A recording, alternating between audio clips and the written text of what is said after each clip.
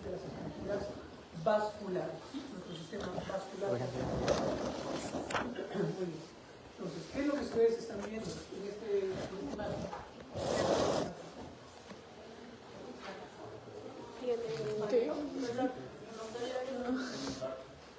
Acá. No, en el de arriba. Tiene una protrusión inferior.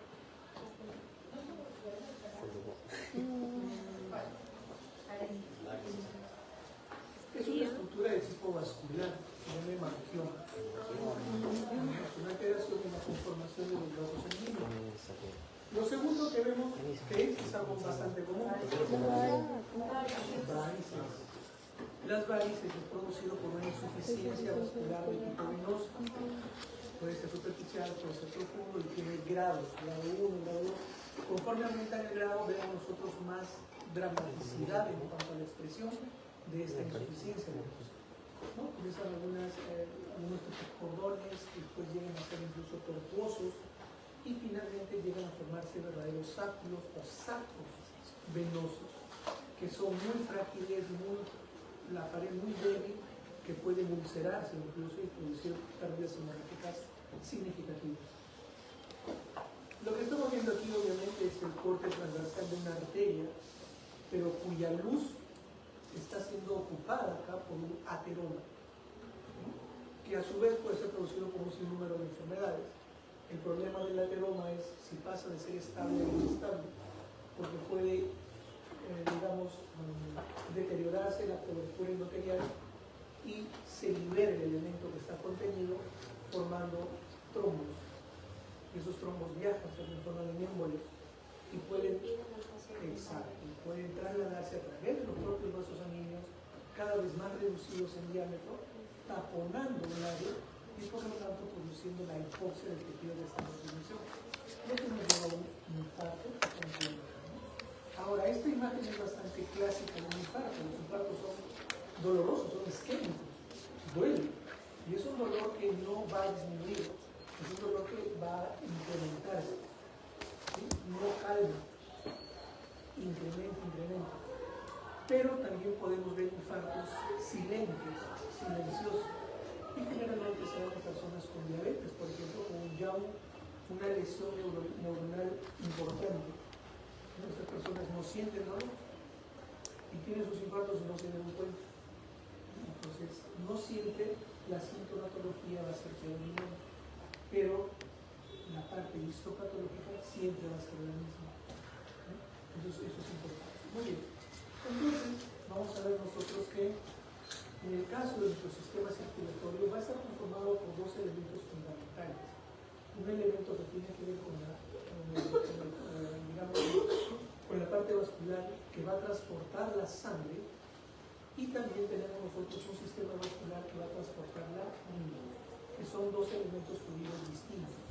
La sangre va a contener los elementos formes de la sangre producidos en la médula ósea roja, fundamentalmente a nivel de los huesos largos, y el sistema vascular linfático lo que va a transportar en la linfa. Pero esa linfa es básicamente recolectada a partir del intersticio, es decir, del extracelular. Y justamente estas estructuras vasculares van a tener una conformación muy importante con una lámina basal interrumpida con bastantes espacios, lo que va a favorecer que el líquido que se encuentra fuera de las células en el intersticio pueda ingresar a estas estructuras vasculares y ser trasladadas hacia el corazón. No es que tengamos un sistema que lleva y trae, no es así. Solamente se colecciona la linfa y es trasladada al corazón. Son situaciones distintas. El sistema vascular, ya lo hemos visto nosotros, que fundamentalmente tiene una bomba que se va a encargar de distribuir la sangre, y lo otro son los elementos llamados los vasos sanguíneos propiamente. Y ahí nos vamos a dedicar viendo lo que son las características de las arterias, de las venas y también del sistema capilar. ¿Se acuerdan del corazón? Tenía tres capas, endo, mio y epicardio. ¿Sí? Muy bien. Los vasos sanguíneos también tienen esas tres capas. Fundamentalmente son conocidas como la túnica íntima, equivalente a endocardio, la túnica media es miocardio y la túnica leticia también, ¿no? Luego sigue correspondiendo a la al epicardio, ¿no? Al epicardio. Muy bien. Entonces, cada una de estas va a tener una constitución que va a variar dependiendo si estamos hablando de grandes vasos o de pequeños vasos. Las paredes, los elementos que las constituyen van a cambiar algunas características que lo van a diferenciar a un tipo de vaso con otro tipo de vaso sanguíneo. Y conforme este mismo tipo de vaso sanguíneo vaya disminuyendo su calibre, también el espesor y los elementos que forman cada una de las paredes van a ir disminuyendo o incluso desapareciendo. ¿Correcto? Eso lo vamos a ir viendo poco a poco. En términos generales, vamos a tener nosotros un endotelio, ¿sí? Es un epitelio simple plano, y tejido conectivo subendotelial. Eso va a constituir lo que corresponde a la túnica interna o íntima. La va a separar de la siguiente capa, que es la túnica media, una lámina elástica interna, que en algún tipo de arteria será muy notorio y en otros no, ya lo veremos después, ¿sí? Pero va a existir una lámina elástica interna. La separa de la túnica media, que va a tener también la mayor constitución ahí de fibras o de células, y vamos a diferenciar cuál predomina en cada tipo de arteria. Tendremos las arterias elásticas, en donde va a predominar el componente elástico, las fibras elásticas, y tendremos las arterias musculares, en donde predominarán las células musculares elásticas. No quiero decir que en las elásticas no haya otra cosa más que fibras elásticas. No, hay varios componentes, pero hay predominio de fibras elásticas. En las arterias musculares no solamente hay células musculares lisas, también hay fibras elásticas, pero el elemento predominante son las células musculares lisas.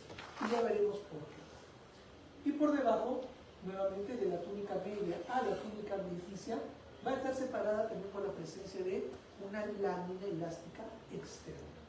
En la adventicia, que es tejido conectivo, también hay fibras elásticas, reticulares, hay fibras de colágeno, vamos a encontrar también la presencia de vasos sanguíneos pequeños, cuando hablemos nosotros de arterias de gran calibre o de mediano calibre, y también algunos filetes nerviosos. Específicamente nos referimos a la vasa vasorum y a la nervi vasorum. Es decir, vasos sanguíneos de los grandes vasos sanguíneos y filetes nerviosos de los vasos sanguíneos. ¿Okay? ¿Por qué? Porque cuando veamos que las arterias son grandes, la pared es gruesa, entonces no va a ser suficiente la difusión de los nutrientes. Va a ser necesario que tenga su propio sistema de nutrición. ¿Y qué le va a dar esto, la nutrición? Los pequeños vasos sanguíneos, la vasa vasorum. Muy bien.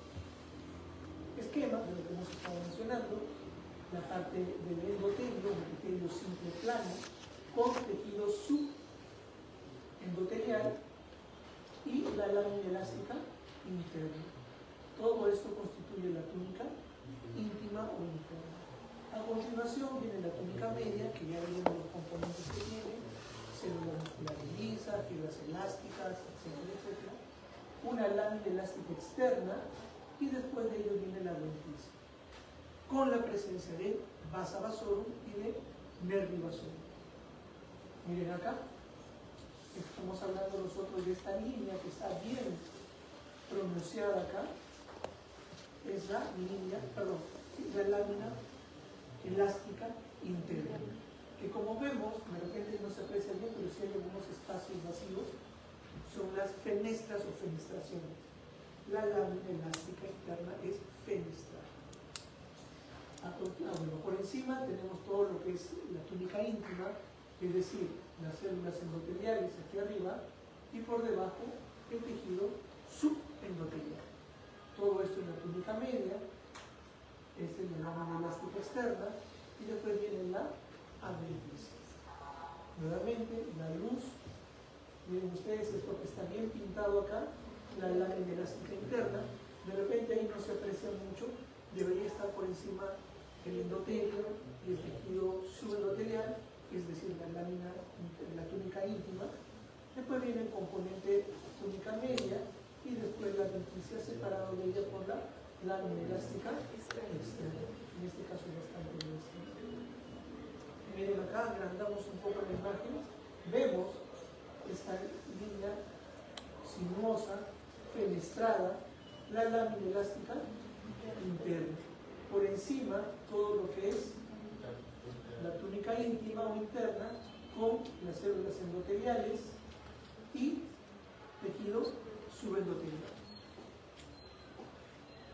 Miren acá, nuevamente, esto es la luz, por acá viene la sangre, túnica íntima, túnica media, adventicia, con la presencia de medulasum, basalasorum. Alguna diferencia que podemos establecer nosotros, aunque no siempre es así, la mayoría de veces podemos convenir de que las arterias tienen una estructura mucho más, ¿sí? Se ve, como se aparenta, se ve un poco más gruesa, pero en general es más definida, ¿sí? Más redonda, más circular. Mientras que la vena es un poco más irregular en cuanto a su tamaño. Por lo general debemos verlo de esa manera. Y después vemos que está inmerso el tejido conectivo con bastante tejido adiposo, ¿sí? La adventicia, conforme los vasos sanguíneos van disminuyendo su calibre, la adventicia va desapareciendo y se va fusionando con el tejido conectivo subyacente, porque los vasos sanguíneos van llegando, van pasando cerca a órganos, a grupos musculares, y va a estar rodeada del tejido conectivo que recubre también estos órganos. Por eso es que se va perdiendo, ¿no? Se va perdiendo, la todavía es bien notorio, pero poco a poco se disminuye el calibre de los vasos sanguíneos y también algunas capas van desapareciendo. ¿Los sanguíneos son juguetes nerviosos? Aquí, sí, claro, acá también. Aquí. Muy bien, entonces vamos a ver ahora lo que son las arterias propiamente, ¿no? Las capas que la conforman son las mismas. Túnica íntima, túnica media y túnica adventicia, ¿sí? Son las mismas. Los elementos que vamos a encontrar ahí van a variar un poco. Entonces, ¿qué tenemos en las arterias de gran calibre, también llamadas arterias elásticas o también llamadas de conducción? Cualquiera de los tres términos. Es lo mismo, ¿de acuerdo? Muy bien. Entonces tenemos la túnica interna con su endotelio, su tejido subendotelial y la lámina elástica interna, que en el caso de las arterias de gran calibre no es muy notorio. Se confunde muchas veces con el tejido subendotelial, pero sí está presente, pero se ve poco. Tenemos después la conformación de la túnica media, predominantemente formado por fibras elásticas. Y aquí llama la atención justamente la arteria más grande que tenemos en nuestro organismo. ¿Cuál es? La aorta, ¿verdad? ¿Por qué es importante que la arteria aorta y sus principales ramas sean elásticas?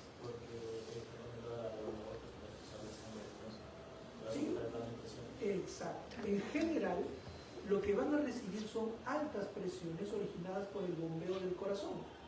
¿Sí? Entonces, si nuestras arterias a este nivel no tuviesen un adecuado componente elástico, sencillamente se romperían, reventarían las arterias.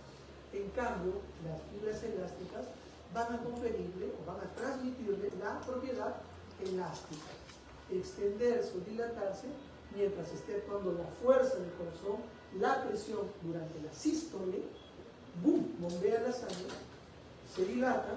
Una vez que pasa esa fuerza, nuevamente recupera su forma natural, sin romperse. Por eso es que la aorta y los principales vasos de la aorta tienen un componente elástico mayoritario.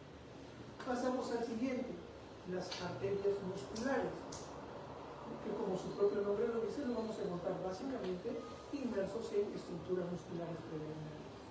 ¿Cuál es el cambio que se va a dar acá? Fundamentalmente que la lámina elástica interna es muy notoria.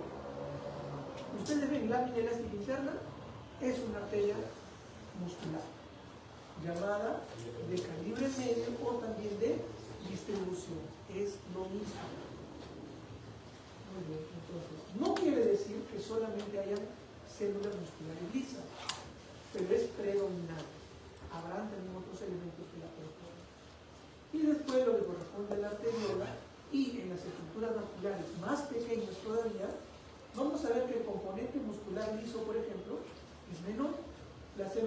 lenguistas están más separadas, hay menos capas y la túnica, el componente incluso subendotelial va a ir desapareciendo hasta llegar a desaparecer completamente cuando hablamos de capilares sanguíneos, por ejemplo. La denticia también va a ir desapareciendo hasta cuando llegamos a los capilares tampoco hay túnica denticia. Este tejido conectivo que está alrededor se llama. Muy bien. Entonces, vamos ahora a las arterias de gran calibre, de nuevas elásticas o de conducción. La arteria aorta y sus principales ramas. Miren acá, hacia arriba tenemos la túnica íntima con su endotelio y tejido subendotelial. ¿Ven ustedes la lámina elástica interna? Es casi indistinguible porque se confunde mucho con el tejido subendotelial. ¿Existe? Sí, está presente, pero no es muy visible por las características del tejido subendotelial, que es bastante abundante. La segunda capa, la túnica media, fundamentalmente vamos a ver nosotros con algunas exploraciones especiales la presencia de fibras elásticas a predominio, fibras elásticas. ¿Cuál es la función? Estabilizar el flujo sanguíneo, como estamos mencionando muy bien, lo que es la presión arterial, manejo de la presión, comprenden la aorta y sus principales ramificaciones, tienen un color amarillento por la acumulación de elastina en su capa media. Las arterias, a diferencia de lo que ven ustedes en sus libros, no son rojas, son amarillas, ¿sí? Por la elastina, por la gran cantidad de elastina. En sus atlas, todo es rojito, ¿no? Las venas negritas, azules. En fines didácticos es muy bueno, ¿sí? Pero en la realidad, no sé si ustedes lo han visto así en el libro. No. Ah, bueno. Le voy a traer imágenes reales, ¿no? Para que lo puedan ver. Me hacen acordar. La íntima es más gruesa que la íntima de una arteria muscular por la gran cantidad de fibras elásticas que hay. Y la lámina elástica interna es difícil de diferenciar del subendotelio. Miren ustedes, se utiliza una coloración especial y lo que estamos viendo aquí como gusanitos, o patitas de araña, son las fibras elásticas, que como vemos está presente en todo el espesor de la túnica media, incluso vamos a encontrar fibras elásticas a nivel también de la túnica denticia, vamos a ver eso. La representante de la arteria aorta, que puede llegar a medir incluso 2,5 centímetros de diámetro. Entonces imagínense ustedes, es una manguera. Por eso cualquier lesión que se produzca a este nivel es fatal. Es fatal. ¿Cómo?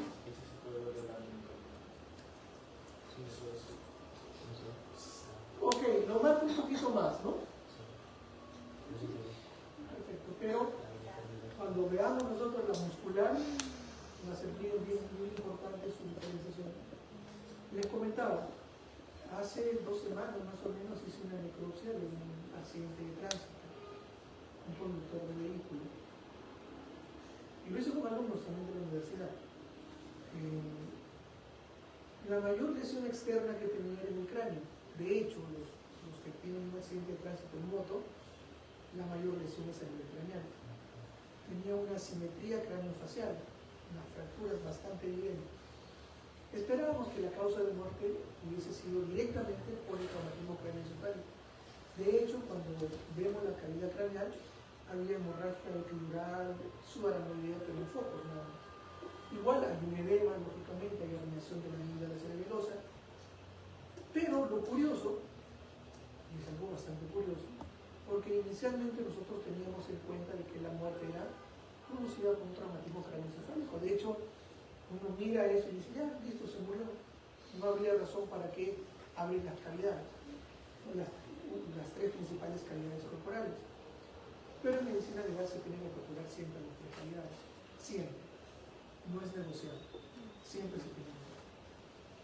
Cuando perturamos el tórax, el nivel del mediastino, la estabilidad mediastínica, vimos un pericardio aumentado de tamaño o una coloración subyacente medio violácea oscura y a la palpación era remitente con un globo de agua para jugar carnaval.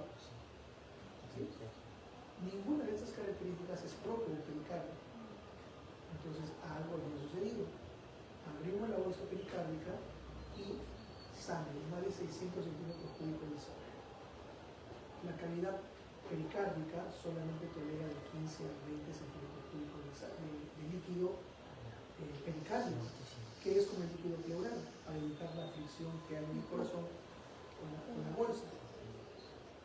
Esto, lógicamente, encontrar sangre a nivel de la cavidad pericárdica hace que el corazón deje de latir, porque el líquido, la sangre que está alrededor, entre comillas, ahoga el corazón, no lo deja moverse.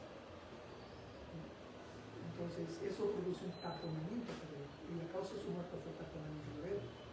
Ahora, ¿qué originó que la sangre salga y llene la bolsa pericárdica? La aorta se había seccionado. O sea, había un golpe, un traumatismo que había presionado la jaula torácica, y al momento ya de culminar con esa compresión, al soltar, el tejido se abrió, ¿no? Y la arteria, literalmente, más del 95% estaba seccionada. Entonces, muerte en segundos, ¿no? Pero eso es lo que había producido la muerte, no era el traumatismo craneoencefálico. Sí, porque en eso tenía 70 centímetros cúbicos y de normal que 15 Miren ustedes, hacia aquí es la túnica íntima, todo eso es la túnica media y aquí la túnica adventicia. Nuevamente, con la tinción se ven las fibras elásticas, también hay fibras elásticas a nivel de la túnica adventicia. Otra imagen, hasta aquí el endotelio, aquí tenemos las fibras elásticas de la túnica media, la presencia de una vasodilatación también de lo que es la parte de la túnica adventicia. Vamos al segundo orden de las arterias musculares de mediano calibre, también llamadas de distribución. Miren acá, ¿qué es lo predominante? La presencia muy visible de una lámina elástica interna. Van a verlas ustedes, no sé si habrán podido revisar, es bastante visible y evidente. No se puede confundir con una arteria elástica. Nuevamente, el componente acá de la túnica media también hay fibras elásticas de otro tipo, pero lo fundamental es la presencia de células musculares lisas. Conforme vamos aumentando en edad, también el número de capas musculares lisas aumenta un poco. Cuando nacemos, nuestra arteria aorta es más delgada que cuando somos adultos. Eso es lo más normal, ¿no? Dice, en lo que corresponde a las arterias musculares, poseen una túnica media formada esencialmente por fibras musculares lisas. No dice únicamente. ¿De acuerdo? Ese término, por favor, tengan muy importante. La capa subendothelial es más gruesa que la de las arteriolas. La lámina elástica interna es prominente. Y miren ustedes, la lámina elástica externa también es visible, pero desde acá es prominente. Se evidencia con bastante claridad. La túnica media puede tener hasta 40 capas de células musculares lisas entremezcladas con fibras elásticas, reticulares y proteoglucanos. En la parte teórica lean un poco más, hay otros elementos también que lo conforman, pero estos son infaltables. ¿Ya? Pues eso se lo tienen que aprender, lógicamente, porque es pregunta tanto de teoría como práctica.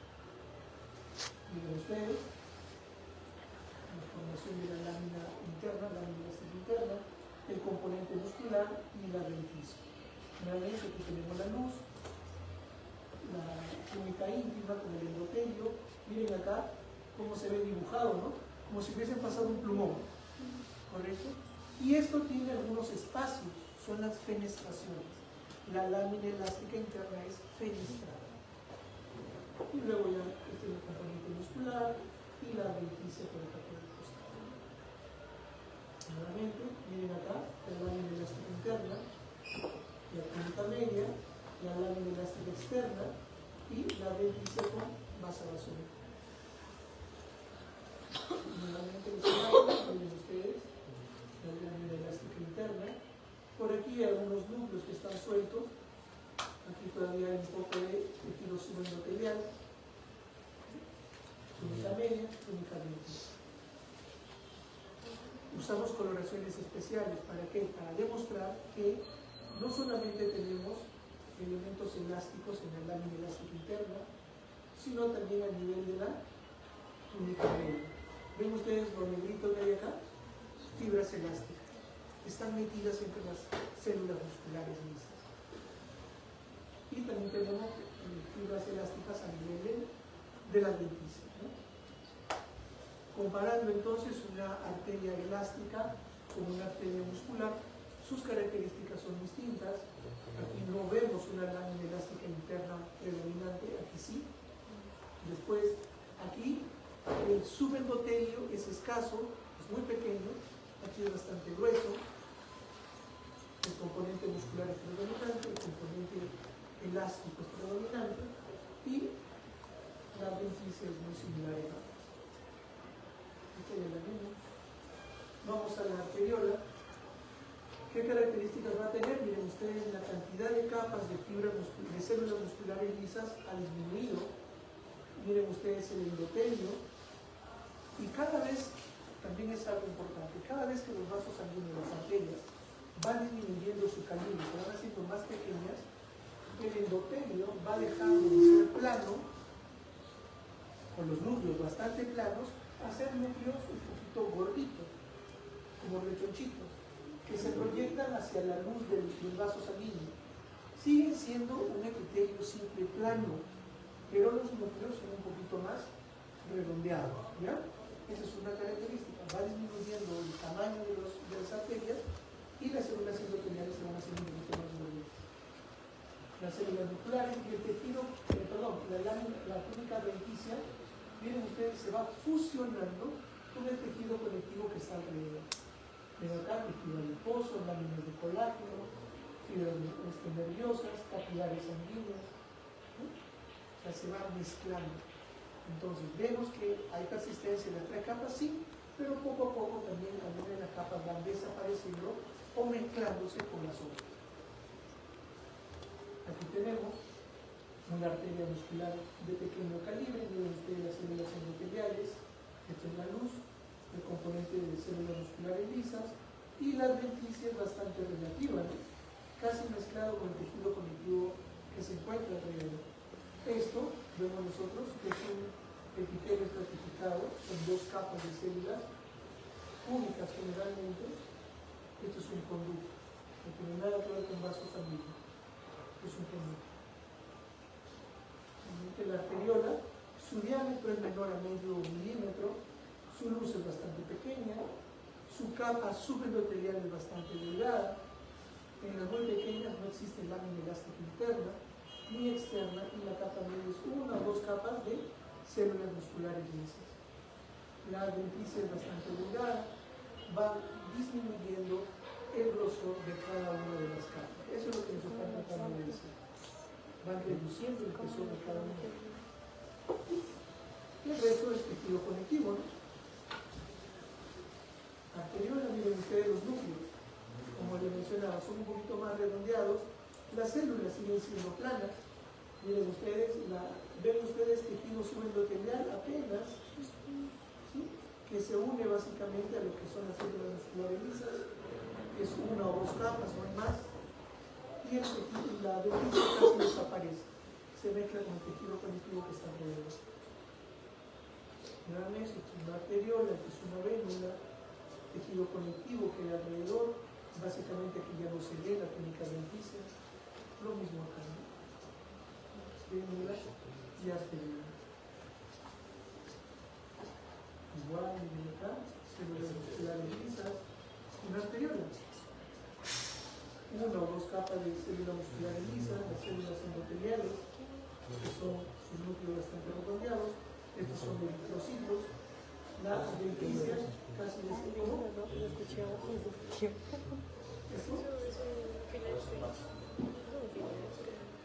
Sí, parece una célula neuronal, ¿no? Un citoplasma bastante amplio, un núcleo bastante pequeño. No tiene nada que ver con vasos sanguíneos. ¿Te digo que pedí de no? Nuevamente, miren acá, en la arteriola, aquí es una. Esto vamos a ver más adelante. El linfático es mucho más simple todavía. Es solamente un endotelio con su lámina basal. el tejido conectivo le sirve de anclaje. Cuando se hacen más grandes, como por ejemplo en el conducto torácico, ahí sí pueden mover células musculares, capa de células musculares lisas. Pero en lo demás, porque ya les he dicho que eso no es que genere, digamos, líquido y lo esté trasladando. Lo que hace es, como su lámina basal es incompleta, a través de esos espacios, el edema generado, el líquido que hay aquí en el intersticio, ingresa y drena. Ingresa a los vasos linfáticos y se traslada hacia el corazón. Eso es, por eso existe, por eso es esta estructura. Si la lámina basal fuese completa, no podría generar corrosión. Capilares es una estructura bastante sencilla, es una capa simple de células planas, ¿no? Que pueden ser de 1 a 3 células que la conforman, tiene su propia lámina basal y básicamente nada más. Excepcionalmente pueden haber algunas células especializadas llamadas pericitos, que son células que, entre comillas, ¿no?, van a abrazar a las células endoteliales y sirven de mucho en verdad, porque pueden reparar incluso las células endoteliales. Por eso la importancia de los pericitos. Miren ustedes acá, esto es un capilar, aquí vemos una fila de glóbulos rojos, esto es grande, ¿no? Miren acá, células endoteliales y el pericito alrededor. ¿Tiene adventicio? No, no tiene adventicio. Un capilar es una estructura bastante sencilla, que tiene más lámina basal. Y cuando vemos los pericitos, el pericito también tiene su lámina basal. Pero esa lámina basal se mezcla, digamos, de alguna manera, se fusiona con la lámina basal de las células endoteliales. Y aquí están los pericitos como es que abrazan las células endoteliales. Tipos de capilares, tenemos 3 tipos de capilares. Capilar continuo somático, eso sí se lo aprenden por favor. Lo vamos a encontrar en donde, en el tejido muscular, tejido nervioso, tejido conectivo y en el tejido también cerebral. Los capilares fenestrados o viscerales, su propio nombre lo dice, en el intestino, a nivel de glándulas endocrinas, a nivel de capilares regulares, y el capilar sinusoide, que es básicamente con aberturas bastante grandes, pronunciadas en su lámina basal y también entre las células endoteliales. Vamos a encontrar en la médula ósea, vamos a encontrar en el hígado, los vasos, los linfáticos y también en algunas glándulas endocrinas, es decir, en todo el sistema reticular. Ahí va a tener bastante importancia. Las venas. Las venas en general tienen un comportamiento, como les mencioné, se dice que son vasos sanguíneos de manera más irregular, ¿sí? Va a tener presencia en su capa media, como algo muy predominante, de músculo liso, sí, pero va a haber mayor cantidad de tejido conectivo metido entre las células musculares lisas. Van a haber algunas fibras elásticas, sí, van a haber fibras reticulares también, pero están más dispersos. Por lo tanto, la capacidad de contracción que tienen es mínima. Y ese es el problema de las venas. Por eso se produce la insuficiencia venosa periférica. Por eso es que cuando permanecemos mucho tiempo de pie o caminando, al llegar a la casa sentimos los pies como tamales, ¿no? Pisados, hinchados. Incluso podemos ver nosotros nuestras venas un poco más pronunciadas. Vamos a descansar, elevamos las piernas, favorecemos el retorno venoso de la sangre y las varices disminuyen su tamaño, su volumen. ¿No? Es algo mecánico básicamente. Ante esto, lo que va a suceder con las venas es que van a aprovechar a la musculatura esquelética.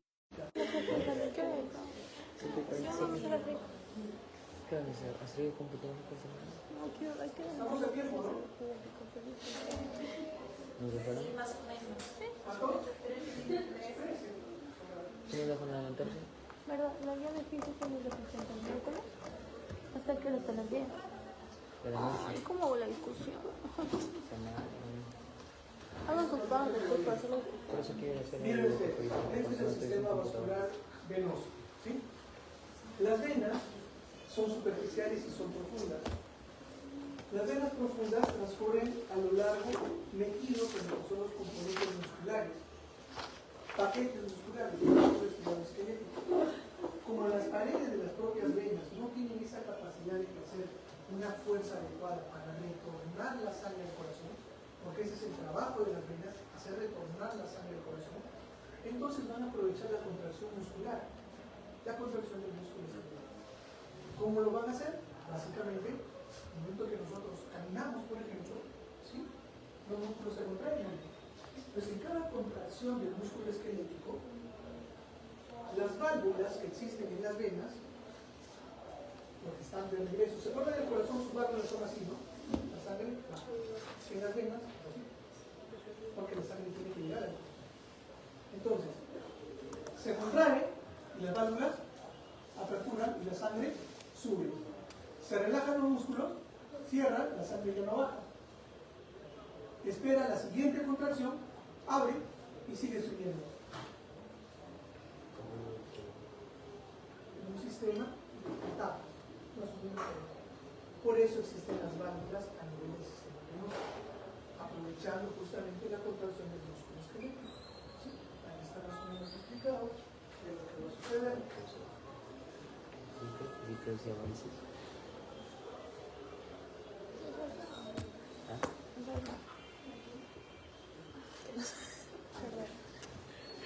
Entonces, como detalle, la túnica íntima, su capa interna muestra un endotelio de una capa delgada de fibrillas de colágeno.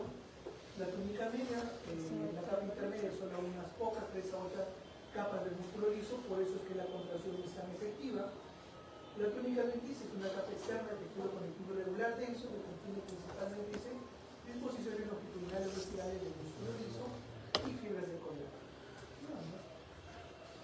El tipo de venosa apreciable, miren ustedes, una estructura venosa, una estructura arterial, y estos son ganglios linfáticos. El resto del tejido fibroso. Y aquí tenemos nosotros las válvulas, que son dependientes fundamentalmente del endotelio. ¿Sí? Esto es endotelio. ¿Se acuerdan ustedes que las válvulas del corazón también son endotelio? Pero tienen una estructura fibrosa. Estas no. Solamente tienen endotelio. Son pliegues de la íntima hacia la luz en forma de media luna, presentan una túnica media con fibras musculares lisas, una fibra reticular y una fibras elásticas. Las lentiscas también desarrolladas. Ustedes, esta es la estructura venosa y adentro tenemos nosotros las válvulas. Estas son las válvulas que saben. Finalmente, una estructura vascular venosa y por dentro tenemos las válvulas. El interior de la válvula. Lo mismo, esta estructura vascular venosa y por dentro que tenemos las válvulas. ¿Qué es eso? Corte transversal de cordón umbilical que tiene 2 arterias y una vena. La vena es más dilatada que las arterias, es otra característica también. Están inmersos en qué?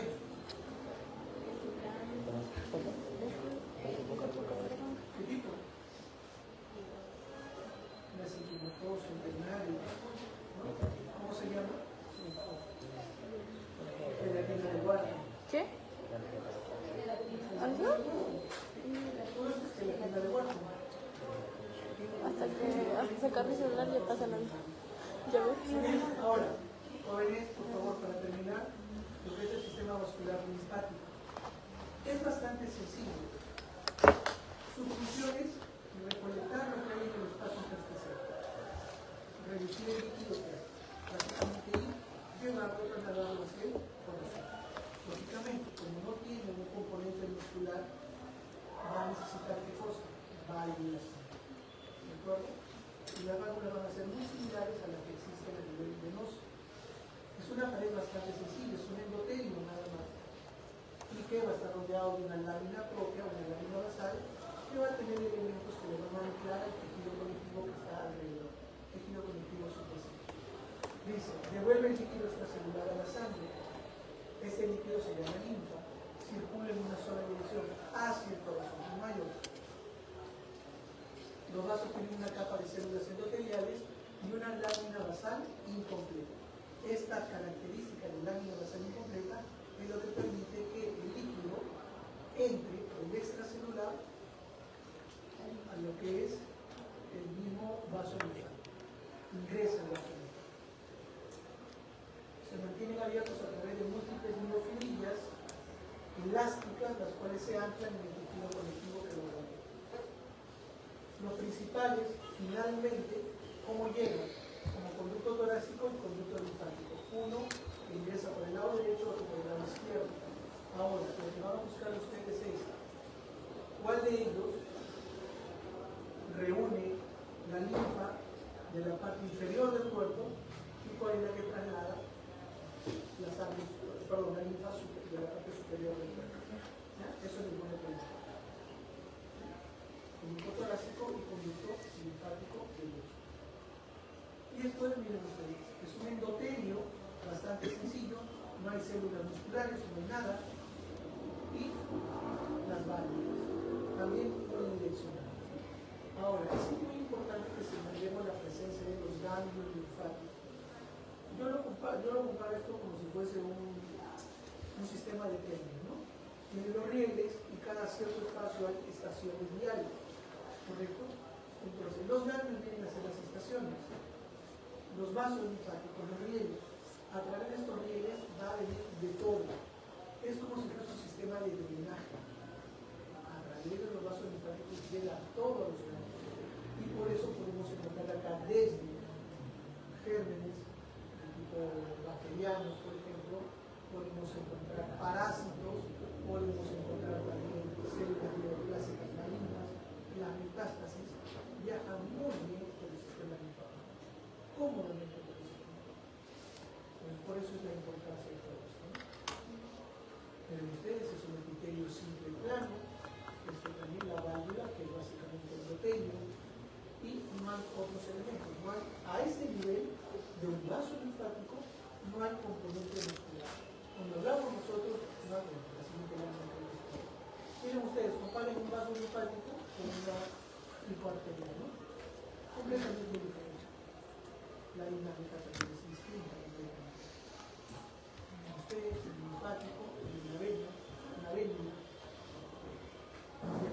este es el conducto torácico. Encontramos el componente muscular con fibras en dirección longitudinal y también circular. La denticia está poco desarrollada y también tiene base basal. El conducto torácico es bastante importante, también es un buen calibre. Muy bien, para terminar, químicamente está compuesta por músculo liso, además de otros elementos como fibras elásticas, reticulares, ¿no? Fibras de colágeno también, dependiendo del tipo de bacterias. La denticia encontramos en la base vasorum y también en la base nervosa.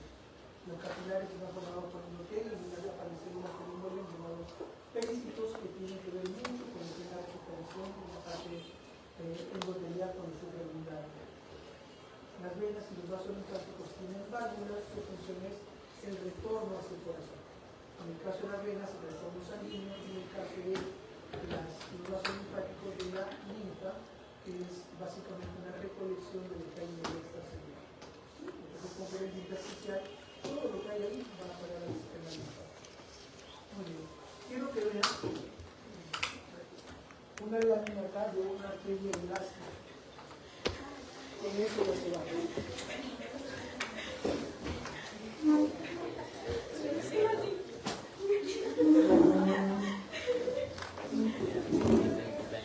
Básicamente lo que vamos a ver es esto.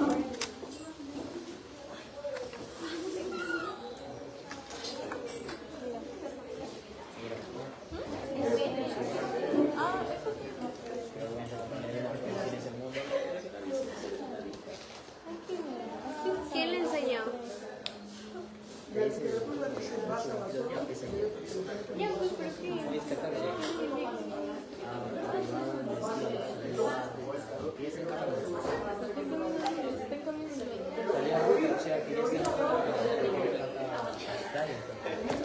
Tú me dijiste que arriba despachaba de